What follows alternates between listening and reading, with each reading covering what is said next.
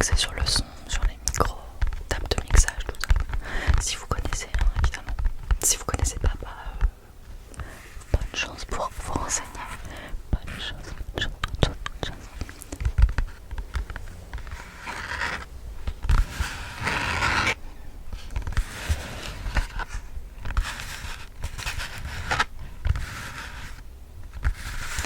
Mais pour ceux qui demandent, cette licence Pro Cyan, elle est hyper complète. Du coup c'est cool parce que ça te permet en fait tout simplement de voir un peu tout ce qui touche à l'audiovisuel numérique principalement.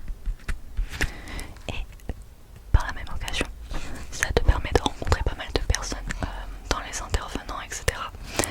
Donc tu vois un peu tous les profils, plein de métiers différents, plein d'expériences différentes et j'avoue c'est vraiment bien.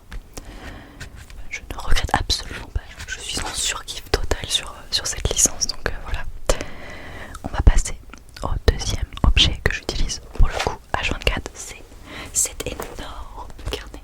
Et c'est à peu près la même texture dessus.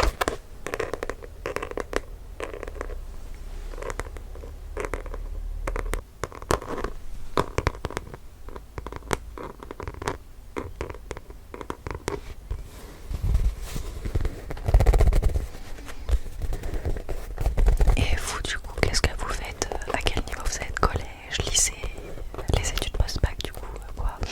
Est-ce que vous travaillez? Comment? Dites-moi tout.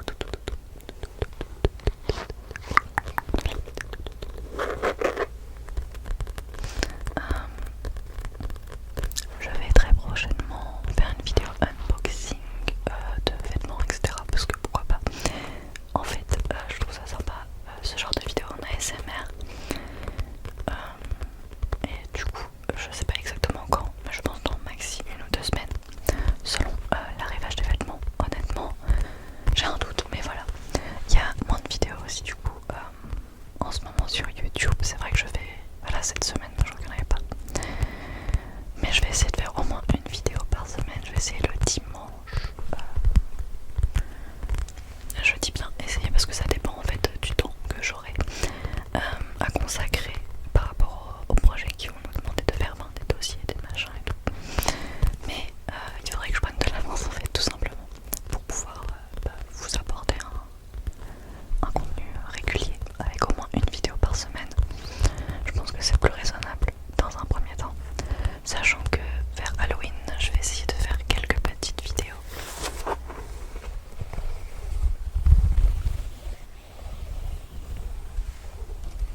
Ce son est incroyable.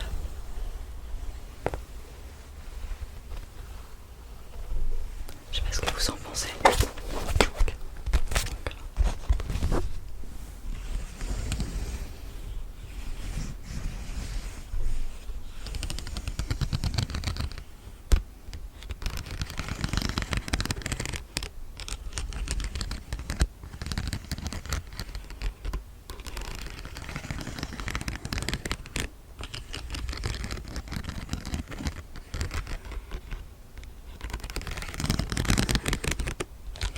Ce qui est un peu amusant quand on fait de l'ASMR le matin, parce que je filme mes vidéos le matin en général, c'est que tu vois, tu viens de te réveiller et puis t'as à nouveau envie de dormir du coup parce que ça te détend tout à fait.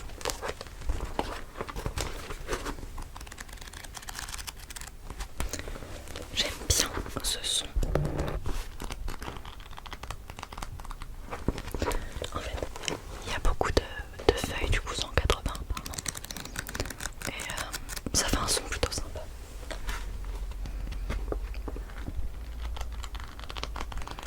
Alors on passe à ce petit objet qui s'appelle une trousse rose. Je ne sais pas pourquoi. En fait si je sais, c'est que il y en avait une autre un peu comme ça, en couleur verte fluo, et j'aimais pas trop la couleur. Du coup j'ai pris en rose, même si c'est pas que je suis fan ou pas fan de cette couleur, c'est juste, en fait c'est une trousse quoi. Enfin, un peu ce que je me dis. Et du coup, comment s'est passée votre rentrée? Est-ce que vous avez eu, ou est-ce que vous vous êtes fait des copains, copines? Est-ce que tout simplement vos profs sont sympas? Est-ce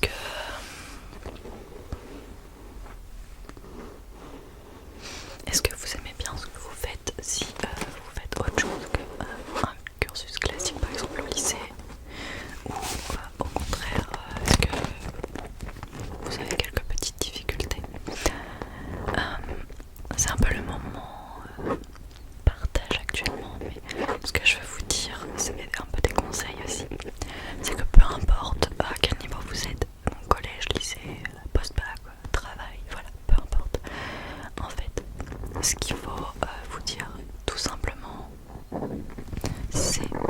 c'est que pendant une certaine période, par exemple, admettons, vous êtes au collège, vous venez d'entrer au collège, vous en avez pour 4 ans au collège, avec le brevet à la fin et tout.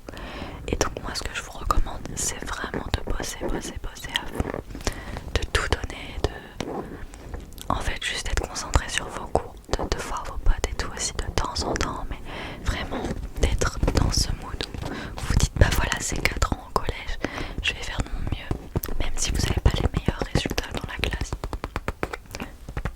c'est pas grave.